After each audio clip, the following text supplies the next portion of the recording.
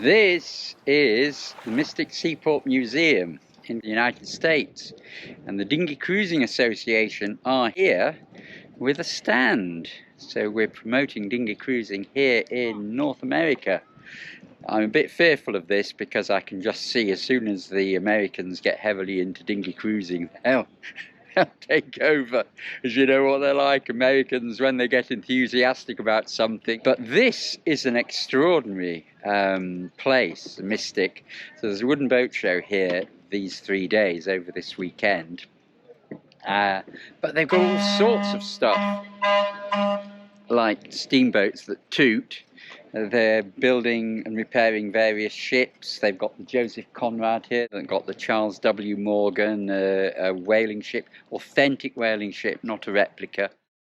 It's the old Joseph Conrad that the Australian author and sailor Alan Villiers sailed around the world in the 1930s. He wrote about taking this very vessel into the China Sea and round Cape Horn.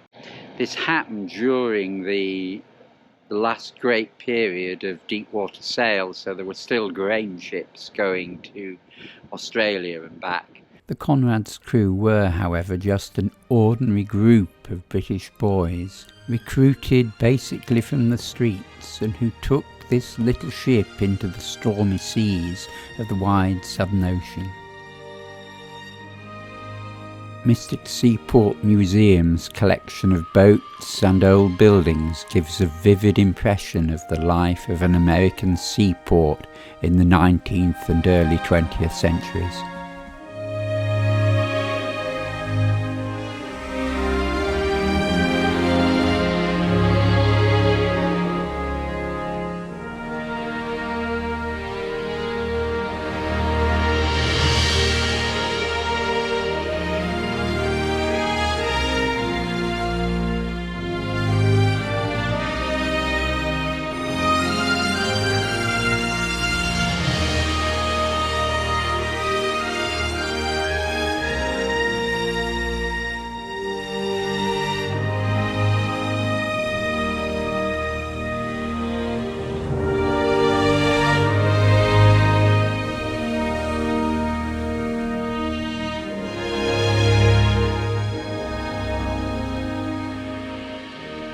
The museum staff gave a demonstration of the use of a whaleboat, or as we would say in England, a whaler, in the hunting of whales.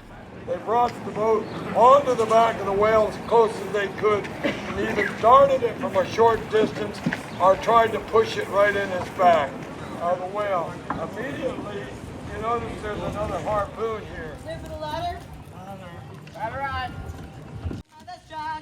Haul them away! And she lost the ticket. Haul them away! And a holly higher. Haul them away! A little kitty riddle.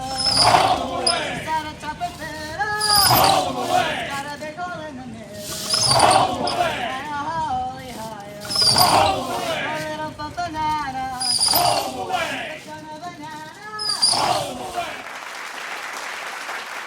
Although now whaling is very distasteful, in the past the industry was crucial because whales were one of the few sources of oil for lamps in people's homes. One also feels that the battle between humans and the great sea creatures was rather more evenly balanced when they were hunted from small open whaleboats, rather than the great industrial vessels which are used in the whaling industry today. In the Mystic Museum's collection of historic buildings which have been brought onto the site and reconstructed, there is a rope walk where you can see how the great cables which were used on traditional sailing ships were spun together by the machines in this long building. Meanwhile, this is a recreation of a 19th century sail loft with a sail laid out for repairs on the floor, whereas this building is a rigger's workshop with all the equipment required to maintain the rigging of traditional vessels. And this is a blacksmith's shop.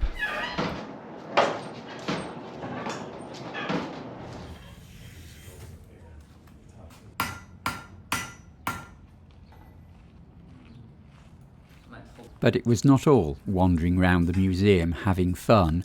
I gave a lecture in this building here and met innumerable people, and this became rather tiring. So it was with great relief that I returned home to Harold's lovely self-built house each evening. Treated you right.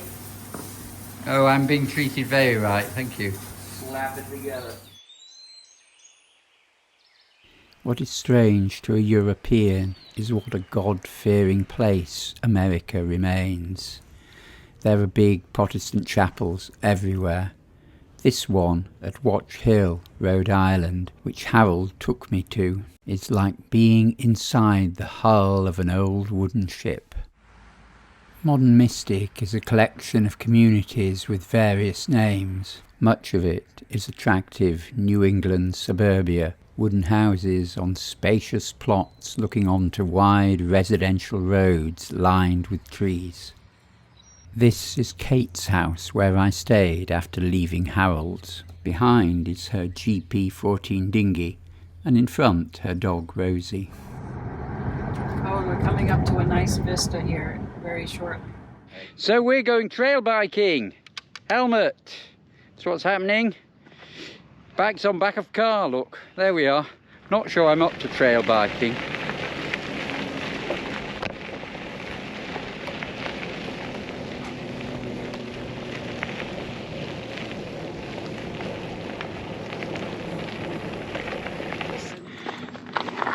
But I'll point out some of the beautiful landmarks. Yeah. Here, I can hold your bike. Oh. Yeah. So, you see that lighthouse straight ahead? That's the mouth of the Thames River. Okay. And it goes in that way. Yeah. Don't know why Kate thought I was up to trail biking. In my wounded state. Dear me. Kate's GP14 is very well kept, and the next day we launched it into Wequetequot Cove off Long Island Sound. This is the northeast chapter of the Dinghy Cruising Association, so the northeast of America, and a few boats are going out for a day sail today in this very nice light wind and beautiful blue sky. Lots of interesting boats were being launched, but I decided to go sailing in this classic American cat boat. So would you like to describe what the boat is, if you don't mind? Sure. Well, she's Button Swan. She got her name because the builder was named Button Swan, but that was actually his nickname. He was a tiny, tiny man, so he was known as Button, and he got this universally used name of Button Swan. He built a boat for himself in 1875, and that boat was discovered in a barn in 1949 and acquired by the Mystic Seaport Museum.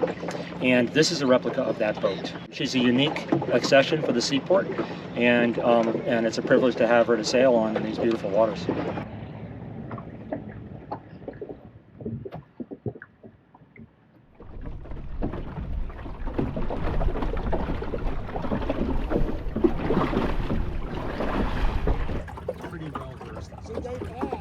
Sure is. We finally approached the waterfront of Stonington, which is a remote part of Mystic.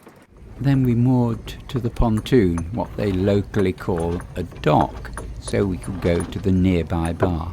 There she be. Just as if we were French dinghy cruisers.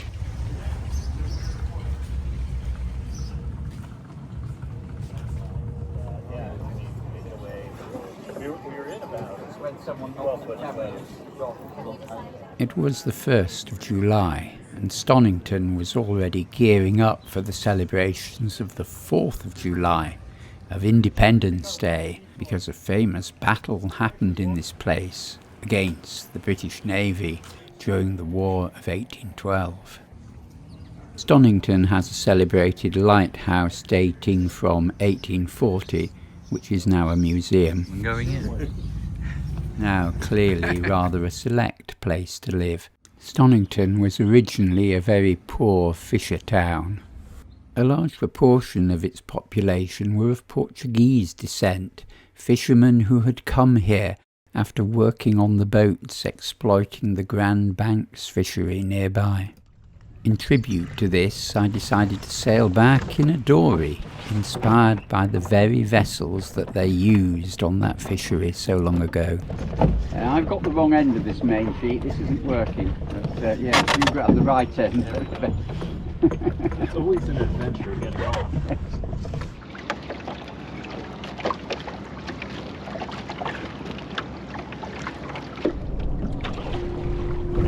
The foghorn from a nearby lighthouse sounded repeatedly because of mist out at sea.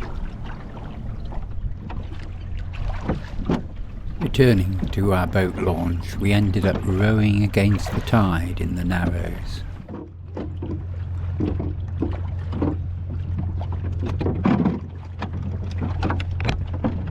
Oh, they're still attacking.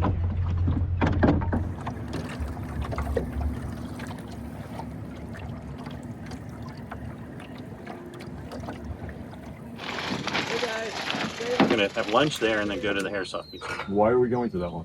Because Roger's never been to a classic American diner. Okay, there's a good reason. This is Providence, American urban decay, and we're going to a classic American diner. I'm probably not going to be able to go to New York this time in the US, which I was hoping to do, but I said I've got to go to a classic diner. It's a seaplane diner. It's got a seaplane on the roof. There you are, look. Oh, and it's all chrome and stripy. It's wonderful. This is root beer. I've been told that the British never like root beer, but I've ordered it because America.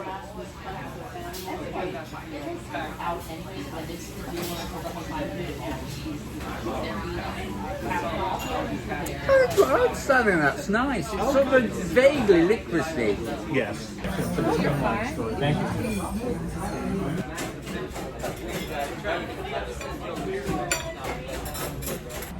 Have you got a map line on there?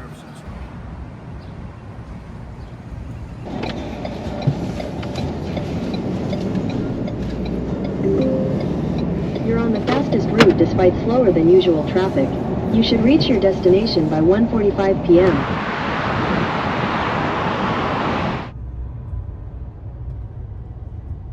This is the Herreshoff factory, or what remains of the Herreshoff factory, where all the Herreshoff family did their designs of super fast racing yachts and continually defeated the British.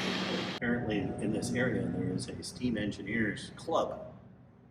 The Herreshoff Museum has an amazing collection of all the Herreshoff family's designs down the years, and also an extraordinary collection of half models as well as the original workbenches that they were made on. So you can see the development of their designs, always, but always at the forefront of sailboat design thought, and indeed of powerboats.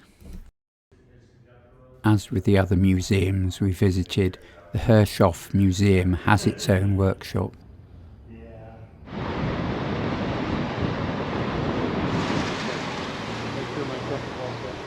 Iced coffee at Jamestown. Come on, Roger, if you're going to become an American food reviewer, you've got to take it seriously. It's sort of almost exactly unlike coffee.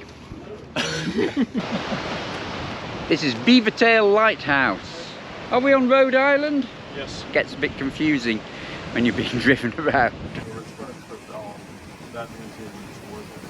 This is all on the same island as Jamestown, and as we walked along the coastline we could look across the Sound at Newport, Rhode Island on the other side.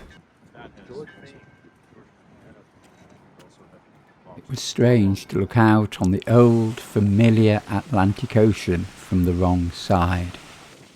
My tour of Rhode Island ended up in the town of Westerly.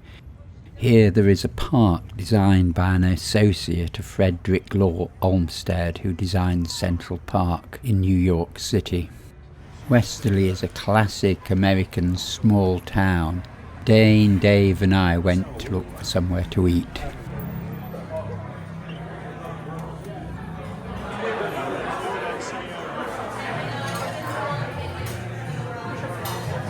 We ate our burgers looking out on the rain. as a change from all this American small-town culture, I went out sailing with Paul in his Wayfarer. So you're still going upwind? Yep. Or you're steering on the jib? Okay. Paul is a member of the local chapter of the Dinghy Cruising Association, but above all, he is a keen racing helm.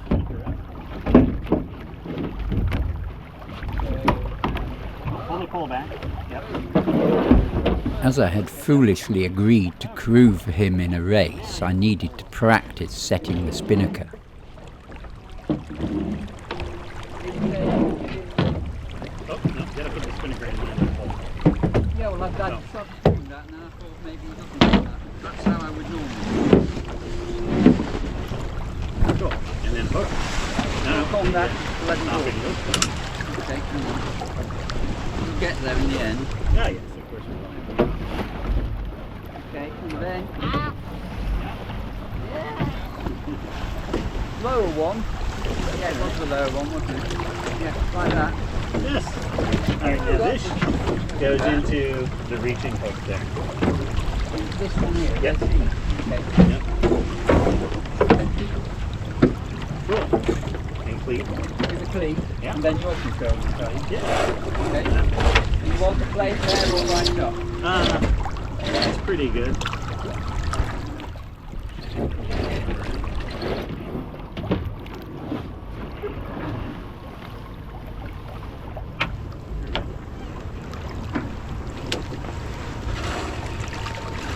And the spinnaker's up.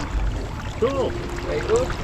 Oh, that was Not too bad. Okay, now you come up here. okay. All the way up on the rail. All the way up to the road. You're going down then, I are you? am going down. Okay. Flaps. Flaps just like that. So this is the Yep.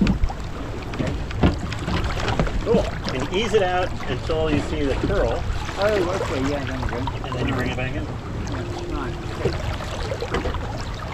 And that's all So there is we're to it. close reaching basically on the spinnaker, aren't we? The race itself took place in progressively lighter and lighter winds, but we did seem to be doing very well, and I was quietly confident about Paul's ability to ensure that we ended up winning the race. Well,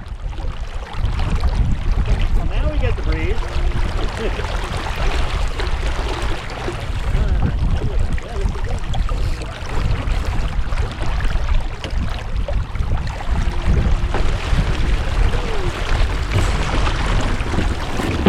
It is always exhilarating to sail on a really well set up boat with a helm who really knows his stuff. What you can do is actually fly the helm up. And it looks like you can come in a little bit.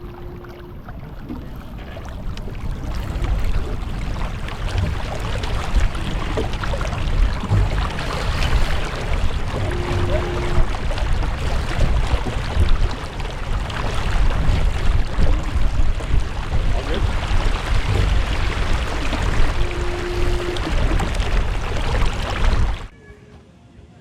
Quietly confident of our success, we packed down the dinghy, hitching her up to Paul's typically American pickup truck. We did, of course, find that we had won on handicap, so we went out to celebrate with more root beer. These movie stars. Can we get a launch to go?